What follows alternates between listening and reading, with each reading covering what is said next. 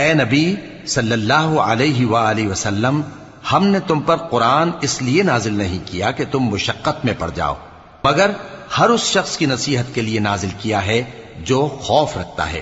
یہ اس ذات کا اتارا ہوا ہے جس نے زمین اور اونچے اونچے آسمان بنائے، یعنی رحمان، جو عرش پر جلوہ افروز ہوا۔ جو کچھ آسمانوں میں ہے اور جو کچھ زمین میں ہے اور جو کچھ ان دونوں کے بیچ میں ہے اور جو کچھ مٹی کے نیچے ہے، سب اسی کا ہے۔ اور اگر تم پکار کر بات کہو تو کیا ہے، وہ تو آہستہ کہی ہوئی اور نہایت پوشیدہ بات تک کو جانتا ہے۔ اللہ وہ معبود برحق ہے کہ اس کے سوا کوئی معبود نہیں ہے، اس کے سب نام اچھے ہیں۔ اور کیا تمہیں موسیٰ کے حال کی خبر ملی ہے؟ جب انہوں نے آگ دیکھی تو اپنے گھر والوں سے کہا کہ تم یہاں ٹھہرو، میں نے آگ دیکھی ہے، میں وہاں جاتا ہوں، شاید اس میں سے میں تمہارے پاس انگارہ لاؤں